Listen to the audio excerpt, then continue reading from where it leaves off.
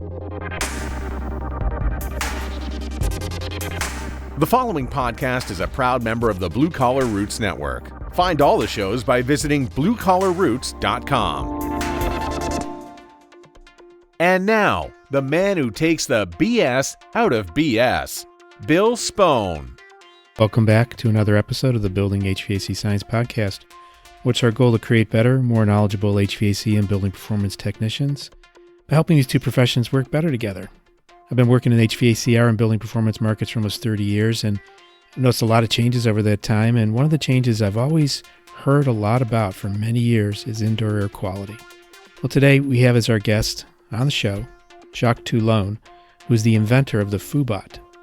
So he's created this Internet of Things device, which helps home dwellers and home performance contractors figure out what's going on in the indoor air. He also describes for us his future vision with these different invisible sensors, control systems, and with the goal of trying to get superb indoor air quality. And he sells to both consumers and contractors, so there's a way for both types of people to listen to this podcast to get involved. So let's listen in as Jacques describes his journey and creation of this thing called the foobot, in which we'll also find out what it's named after. It'll tell us how he's going to try to create an autopilot for healthy indoor air. So let's see what Jacques has to say about this interesting concept of indoor air quality. How are you today, Jacques? Hey, I'm doing good, Bill. How about you? Good. I'm doing really good. It's been a long time. We've been friends, business associates for a couple of years now. It's been a while since we've talked about having you on the podcast, and now you're here today. So happy to have you here. Yeah, thanks for hosting me. You're welcome. So let's get right to it. Give me the big overview, just a few sentences. What is foobot? What's it designed to do? So foobot is an IAQ indoor air quality monitor, which is continuously reading the two major sources of pollution we have indoors with VOCs, volatile organic compounds, or the chemicals, and the particulate matter with the PM 2.5. And these readings are based on the WHO threshold. We also have a monitoring inside the foobot for the temperature and humidity. And foobot is part of the Internet of Things, which is kind of a new technology based on using existing sensors, what they call it, low-cost sensors, and enhancing them through the data processing, the engineering part of the data we put on top of the sensors.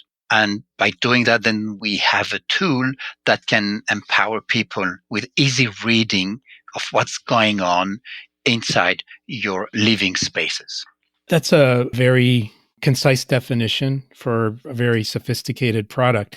You mentioned the WHO, the World Health Organization thresholds. What are some of those levels? And can you talk about sort of your view, your vision for why we need to pay attention to those? We use this threshold you need to have a kind of a scale, and we didn't want to create our own scale for that, but find something that can be worldwide used. And that was the reason why we choose the WHO, where you have basically for the PM 2.5, actually they don't provide you an instant reading PM 2.5 or VOC threshold, but a longer time exposure to these elements. So if we use the longer time on the real-time basis, we're even protecting more people's health. And for PM 2.5, so it's 25 microgram per cubic meters, which means below that, you're good to happily breathe inside with no danger for your respiratory system. And for the VOCs, it was a little bit more complex because there is not a global, what we call the TVOC, total volatile organic compounds threshold per se, but there are a threshold per gases or per main gases. So we had to work around a formula, ended up with a equivalent threshold of 300 ppb, so part per billion, below which we consider you're also in a safe environment. How long has this product been available on the market? So back to the story of foobot, we exactly started 5 years ago. We started from scratch because there were no existing devices that would embed sensors that we could use on a real-time continuous basis. So it took us around 2 years to source the sensors, to build the prototype, to test it on the market with a first version of a foobot, and then to finalize, industrialize, because the goal was to have both a technically viable and robust enough monitoring system and also a device that could be affordable to the average Joe so that anyone could potentially buy that for them. I'm sitting here at the other side of the conversation, actually looking at the packaging for it. And you spend, I would believe, a lot of time trying to communicate this kind of complex notion where there really isn't so much public awareness on this. So you have to teach at the same time as provide the service. How has that gone? Well, it's going slowly in the sense of it's part of a mission of educating people, raising awareness, but also educating them. Obviously, if you mention to people microgram per cubic meters or ppb or ppm for the different readings, obviously that is not the daily bread. So it's kind of a complex thing where we try, though, to make it simple with a device that has two ways of looking at readings. The first one, like an instant reading on the device itself, you have LEDs. And the LED signals will tell you whether it's really good, great, or average or bad. So that when you just cross the room where you have a foobot, you instantly know if there's something going on, something wrong going on. And then the second level of reading would be on the app and also on the web portal. But anyway, it is a complex, indoor air quality is a complex topic for both in terms of technology, in terms of engineering sensors, but also in terms of understanding for the people. But more and more, we see really people getting into this understanding and awareness of, yes, I do take care of what I eat, I do take care of what I drink, and I should also take care of what I'm breathing in. Speaking of breathing, we talked before this recording, we talked about some of the wildfires in California and how that's become a trigger for public awareness. Can you describe how that sort of environmental situation has caused maybe a change in the way you're thinking? Yes, it was actually continuously learning about that. And we see the changes where basically before the wildfires, we were, I would say, selling and deploying the foobots among kind of a niche segment of people already had awareness, were maybe already fearing or taking that indoor air quality into account in their daily life. So the majority of the people would say then, okay, yes, it's obviously a good idea to have a monitor for your indoor air quality, but is it something I really need? That was most of the answers. And once we went through this horrible period of the wildfire, then the change was people were rushing in buying the monitor and no longer just to know what's going on, to read what's in the air, but also to control the air purifier. They also bought to filter the particles that were coming inside their dwelling. So it was just exacerbating the need. And that's where they understood that because it was so wild, so bad that they absolutely needed the device. What they still haven't got completely or fully is that we actually need it. It's a long-term process and reading and monitoring and taking care of filtering or purifying the indoor air quality. You have the emergency situation but we all are living on a few decades at least. And for that, we are impacted by the continuous low level of pollution we have indoors. So also funny is, so to say, that now we see that the smoke from the wildfires is spreading toward the East Coast. And so it's no longer just a topic in California. It's a topic in Midwest. It's a topic on the East Coast. It's pretty interesting, but hopefully people will still keep that in mind, that it's not just the emergency case. It's something that we should all take into account. To undertake this project where you say there were really no existing devices 5 years ago, what motivated you to do so? And maybe a little bit about your background, how you got to the point where you thought you could do something here, you can make a difference. If you really go back to the very beginning, the inception of the foobot, it's almost like 14 years ago.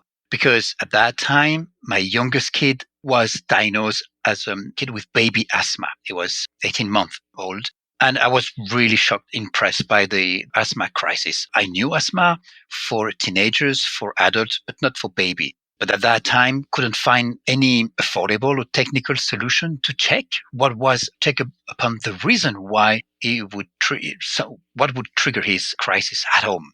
And it's a little bit later. It's about 6 years later that started working, because I was already working in the environment, but more as a consultant, had nothing to do with devices, hardware parts. I discovered the Internet of Things. And one discovery really was what helped me connect the dots and decide on doing something was the very first personal scale you have in your bathroom that was connected, which people were laughing at it because they say, okay, who wants to tweet or put her weight on Facebook? But what they discovered, even on a medical part, is that based on a daily monitoring of your weight, you can prevent the hardest and prevent the hardest or worst case diabetes. So you see, its personal scale is really kind of a commodity. And by just adding these sensors, connecting them and looking at the trend, that's really the key word, looking at the trend, you can create a real added value to an existing product. You had mentioned worldwide health standards. You don't sound like you're from South Jersey. So can you tell a bit about where you're located and maybe the development and how is this an international product? Is it being sold around the world? Yeah, it is an international product because we decided we took the startup way for foobot. So originally I was based out in France, then moved a little bit up north in Luxembourg, very small country between three other countries, Germany, Belgium, and France. And that's where we started building the tech team. And by the way, we're mainly an engineering team. And we started with a crowdfunding campaign. And 5 years ago was really the boom of going on the market directly addressing the end users. And that's how we started. And we got the first prototype sold in 22 countries in 3 weeks. And we started with that. US was then the first traction where it's a data-driven society. It's also a country where new business models are really interesting to work on. And so even if the tech team was and is still based in Luxembourg, I moved over to US and based now in California and keep working on the future of foobot. So it is truly an international team. And I know sort of the answer to this you showed a little bit, but can you talk a little bit about maybe to the data? You do pull data, you do analyze aggregate data. Is that true? Yes, we do that for different purposes. One of the purpose is to have foobot be a tool for home performance contractors. By monitoring on a few days or weeks time, the home performance contractors, they can then access a web-based portal or dashboard where the foobot will report all the continuous reading of the different sensors. And home performance contractors are also sometimes using different foobot so that you have one on each floor, for instance, or one in the bedroom, one in the kitchen area. So they can base their diagnosis of the house based on the foobot and other tools like the blower door test. Goes really well together. And then based on that, they can offer the improvement solution that would work best for the homeowners. And they also can use the same foobot units to show the difference between the before and the after. That's really what is the beauty of the device. On top of that, by letting the foobot run in any house, they can further upsell and increase this relationship they have with the homeowners. That's one way of using the data. The other way we also work on the data is to create algorithms that are of different types. Some of them are to be able to detect the pollution events and even work on recognizing the pollution event. Like, is it something due to cooking activities? Is it something due to cleaning activities or to air renewal inside or to human presence? Because we, as a human, we are producing pollutants also.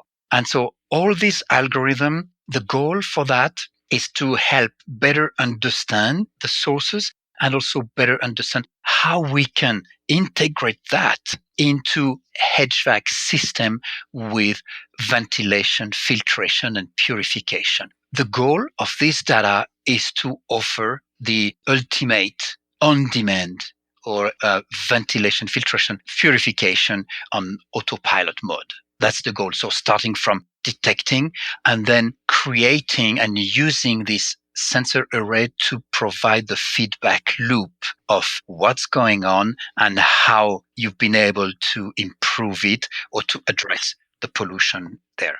So, what interesting things have you learned from this data, this collection of data?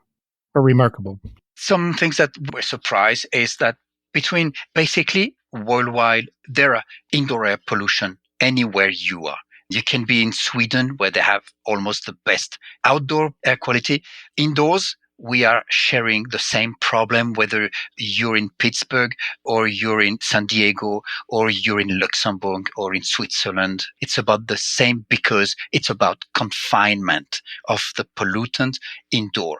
Now, the difference between maybe Pittsburgh and Stockholm will be that the outdoor air will be less polluted in Stockholm. So renewing with a natural air would really make it easier than it would be potentially in Pittsburgh.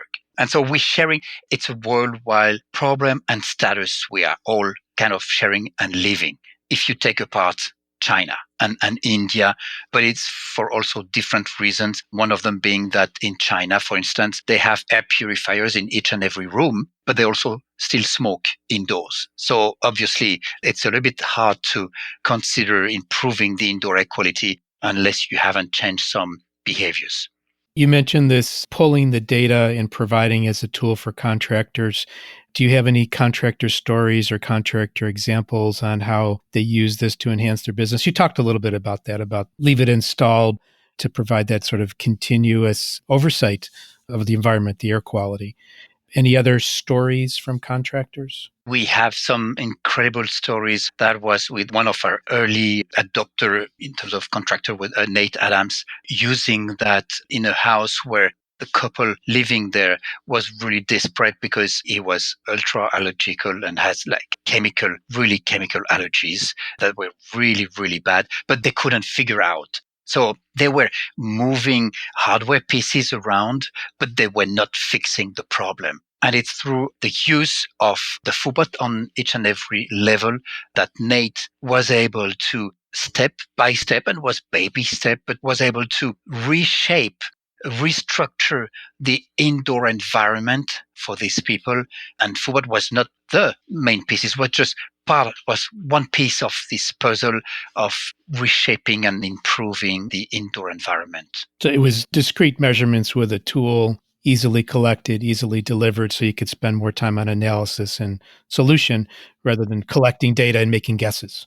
Right. And also it's what I call the low signal process. You have plenty of potential available low signal. If you put them together, then you have an interesting and very clear view of what's going on. Which leads me to also the one thing where foobot should not be misunderstood with is when sometimes people say, okay, but isn't in that case foobot a low cost or a cheap version of a lab or medical grade sensing what's indoors? And no, it is not. It's different in the sense of foobot is really good over time because foobot is focusing on the trend by continuously real-time monitoring what's going on. And a trend will never lie. When you see a trend, I mean, you can talk to any doctor also, trends are really, it's one part of it. Now, we sometimes need to investigate deeper into some of the potential VOC sources, but at least the trend will help you build the remediation and the improvement of the house. When you design the product, you develop the product, you must test it against different standards and comparisons in order to give some kind of accuracy statement. And again, it's not a lab device, but just so people listening know that there is a quality to the measurement that can be utilized in the research, the measurements. Correct. And we've done that. So it's been now 3 years that foobot is on the market. So it's been also 3 years that we continuously work on the calibration, the drift process, because we have an important part of foobot is the software. So it's something we keep improving also. But we had a very interesting outcome from a study done by Berkeley Lab end of last year. And I think they published it in Q1 this year, where they had this request from the Department of Energy to answer the question, what's the value of these low-cost sensors, meaning anything below $200 on the retail price? And we came up among the very best one, the top-ranked one, though we were not using the ultimate sensor generation because we started almost 5 years ago. The difference was really the hard work we put on engineering the data. That's really what makes it different. One of the key words is for these monitors is the repeatability. It's not the accuracy of the reading at the very sharp time you do a reading, but it's how the process is reliable in this repeatability process because you're in a continuously reading process. Got it. So there's a nuance there to that. And I'm aware of a study, of a large study that you took part in, or at least donated monitors to, the Home Chem study. Do you want to talk about that? I'd love to, but it's still a bit early since they said they need like almost kind of a full year before they get all the results. Not from a standpoint of results, but the standpoint of the concept. So the audience understands that there is something going on here. It sounds like groundbreaking. Can you describe what's going on, not the results? The very most interesting part of it for me was that they would be focusing on chemicals, on VOCs. There's large global understanding that PM 2.5 and PM1, they do impair your health. So people are convinced, studies have been delivered, medical impact have been proven. The problem is more today with the VOC, so all these chemical things in the air, very complex because interferences are really tricky among gases. And there's a real need for deeper studies, research on that part. And that's the ambitious goal of the Home Chem. Well, I think it was with at least 7 universities and many 15 researchers, very like 4.5 million worth of sensors material were brought into a house, just a simple real standard house. And they've done activities and continuous real-time monitoring, focusing on the chemical to better understand not just the level at which we expose to chemicals, but also the interaction among chemicals. And truly said, I'm convinced the chemicals, so the VOCs, is the next big thing that will come up. We already know that, 2 of them have been declared carcinogenic to human from WHO. It's the formaldehyde and the benzene, but there are thousands others, and we really need to look into that for the future of our health. And for people interested in learning more about Home Chem, there was actually a series of short videos that were done. And if you go to a link, bit.ly/home, HOME, all uppercase, chem, CHEM, lowercase, you can see the videos produced by Corbett and Grace Lunsford that describe a lot of the scientific experiments and give you a lot more background on what Jacques has mentioned here. But it was really the first study of its kind to look at chemistry in the indoor environment. Is that correct? Correct, yeah. And foobot was part of that in terms of side-by-side monitoring? The idea was not to benchmark, but it was to, there's a study that will be really going deep down into granularity of chemicals. So it's an opportunity to have these monitors also present during the research.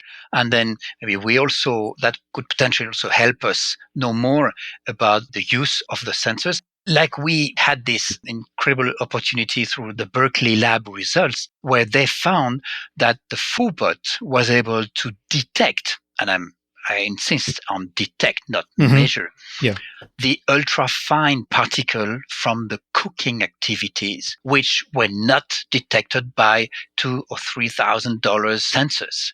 You see how that can be complementary to other systems. So I think it's, by putting together all this data, all this more and more available data, that's where we can build a common ground of knowledge and help then, because the goal would be then to turn that into a solution, not just a detection process, but a solution when you integrate that expertise into the HVAC for ventilation, filtration, purification, appliances, and technology. That's the goal. Absolutely. I would say it's a consumer product, although a lot of contractors use it in the situations you just described. Do you have any consumer stories or anecdotes that you could share? Do consumers talk back to you? Yeah, there are a few of them, actually. One of them was, and we got a little bit scared because that was not the intention, but an end user took the foobot to complain about the indoor air quality of his apartment and went to the landlord showing them, okay, you see the result. I mean, you see how polluted, whereas we don't know where. I think the landlord got a little bit scared and said, okay, but then if you want to leave, you're free to leave. Oh, wow. And the latest story I can tell you is because I'm renting the house here in California, I was denied two previous houses. And you know why? Because when they asked me what I was doing, and I told them, okay, I did create a device which is monitoring. Okay, I'm trying to work on improving the indoor air. Then they turn back and say, now, it's going to be hard because, so finally, the house I have a lease for, I had to sign an addendum saying I will not use the foobot monitors to cancel the lease here. You see, I just make joke out of that because what I truly believe is that there's an added value in by augmenting the HVAC in each and every house and by triggering upon reading of the sensors and not by using it to control, to see, just show the bad stuff. It's really providing a better solution for homeowners. Yeah, I have an anecdote. This is back maybe almost 10 years ago. I wanted to look at indoor air quality in the school that my children were going to. And the principal's comment to me, the headmaster of the school, was, "Do you think I have a stinky school here? What are you trying to do?" Like embarrassed that there even was the thought that, and my thought there was mainly measure carbon dioxide to see about air quality, ventilation, air freshness. But people get really touchy about the subject. That's interesting, these interesting stories. Yeah, and I bet in a few years from now, this will be something very common and will be fully integrated when you think at what's happening in the very near future about the smart home with a pre-installed system. I can bet that's also the future of foobot or the monitors, that you will have no longer standalone devices. You will have sensors you deploy in the space. You have in the kitchen hood, you have in the bathroom, and they will trigger according to the reading and using the best technology to solve the potential pollution spike. And by doing that, you will also take advantage of energy saving overall. On a personal note, going back, how is your son doing? Well, he's doing pretty great. He's part of the American football team in the high school. But it was kind of a little bit mysterious. They had the hospital. They never found out exactly what was going on. And then it kind of disappeared. I mean, at least he hasn't had any further asthma crisis. So that was the good news on that part. But still, I think it's often the case where when you're facing a problem where you don't have the solution, it's just by asking yourself, why is that you can start build a project. So how about the name for the product? Where did that come from? That's another story. Actually, the foobot comes from the foo dog. And the foo dogs are what you can find. It's kind of a lion, a seated lion you find at the entrance of the temple. Normally you have a pair of foo dog. Like those you have also at the entrance of Chinese restaurant. And this foo dog, their mission related to Feng Shui, the Tao, the Chinese Tao, is to protect the good vibe home that you have. And so because we're more into the robotic than the animal, we took the foo and the bot from robotic. So that's how we got the foobot. Where would people find you if they wanted to learn more? Website, email, trade shows? Where do they learn more? The website is foobot.io, foobot.io. We attend most of the HPC trade shows. Next one for us is in April in Chicago. We're also exhibiting at the HR trade show. That's a way of gathering, finding again, and with the IAQA organization. And we go to smaller conference. It's very interesting for us to meet with other home performance contractors. It could also be people working in the energy efficiency utility companies are also potential user or partner for the foobot technology. And sometimes even have workshops that are very interesting to have the professional discussing with us about how and what's the best way to use and how to integrate foobot in their business model. Is it misapplied to put one outside? Well, it was not made for outside for different reasons. First, because I think it's already pretty complex to work on the inside air status. And second, because the pollutants are not always the same. For instance, you have more PM10, so larger particles outside, and more PM2.5 and PM1 inside. Also for the volatile organic compounds, chemicals, they just through the airflow, you don't have the confinement next to your house or apartment. So it's less of an interest. Sometimes we had people using it, but it's something we're getting into the dashboard to the dew point. So they were using foobot outside under the porch to get the outdoor temperature on a real-time basis and humidity also on a real-time basis. But no, you have and we have access to outdoor open source data for the pollution. So it's even part of the app. So we think it's better to stay focused on what we do best, the indoor air, the expertise on indoor air pollution. Yeah, so to make sure we describe the product, there's no display on it. It does have the LEDs that you mentioned that go from a kind of a vibrant orange to a calming blue, and all those are controllable, the intensity, even time frame on and off. So it's a very copacetic kind of product to use. It can fit in with your lifestyle. You also get a little bit sassy or funny. The bottom of the box says, "Do not look at my bottom." So Yeah. you do have a sense of humor. I know that, and people out there should know that. You're a very interesting guy, fun guy to engage with too. We try to have good time also at the same time that we work very hard on this topic with the microgram per cubic meters. Yeah. And I'm the owner of True Tech Tools, if people don't know that in the podcast, and we do resell the product. We had a great experience reselling the product to contractors and consumers alike. Great.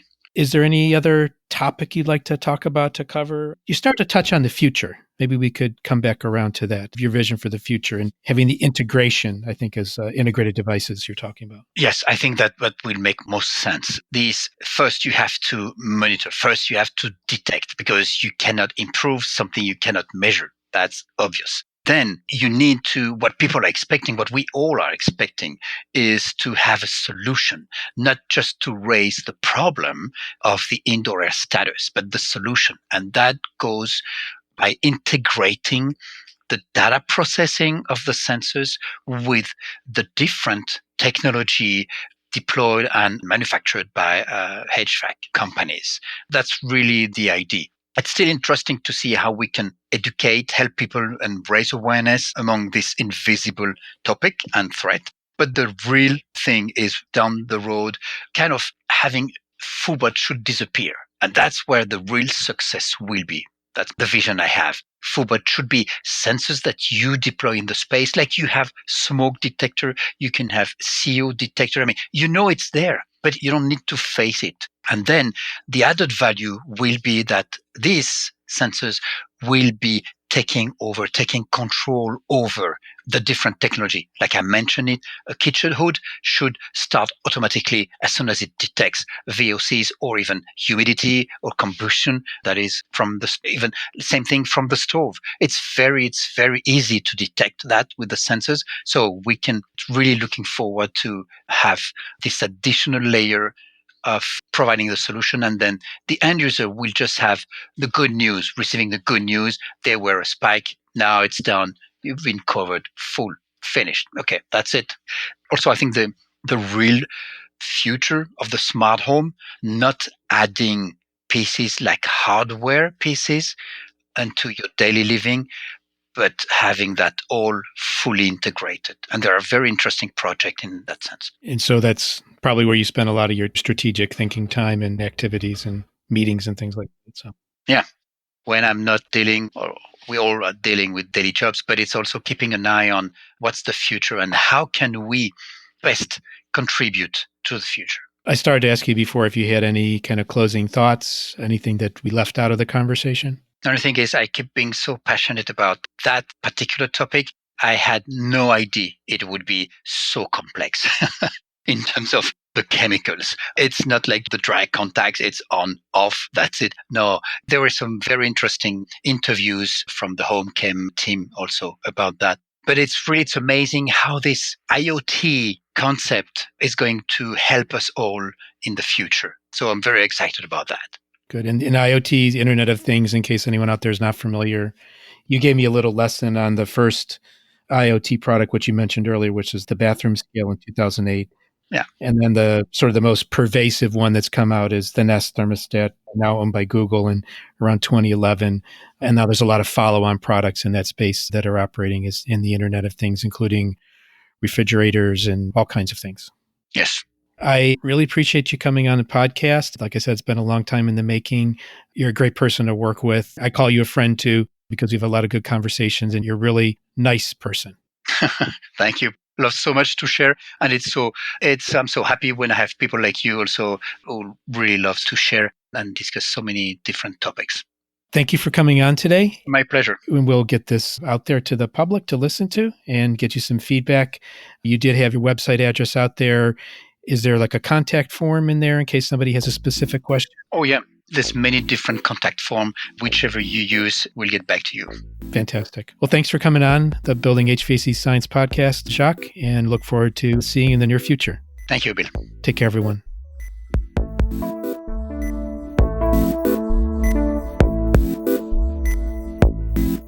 Thank you for listening to this episode of the Building HVAC Science podcast and got to hear some interesting things about indoor air quality from Jacques Touillon. If you're interested in becoming a sponsor of the Building HVAC Science podcast, please email me at bill@bluecollarroots.com. And that's also a network which I'm a part of, the Blue Collar Roots Network. There are 4 shows total in the Blue Collar Roots Network. You go to bluecollarroots.com, you can find out about them. If you're looking for some of the tools or test instruments we mentioned sometimes in the podcast, including the foobot, which we talked about today, full disclosure, I'm one of the owners of TrueTech Tools, and we do sell that product. So it's www.truetechtools.com. And if you use the offer code HVACBS, that's the name of my podcast, I guess, you get a nice discount. So I want to thank you for listening, and let's close with a quote that's related to the Internet of Things. And this is by Nicholas Negroponte. When we talk about the Internet of Things, it's not just putting RFID tags on some dumb things so smart people can know where that dumb thing is. It's about embedding intelligence so things become smarter and do more than they were proposed to do. I think that's exactly the path that Jacques is on here. So hope you enjoyed the episode and you subscribe, like, listen, follow us on Facebook, Building HVAC Science. We look forward to having you back again to listen to more of the Building HVAC Science podcast.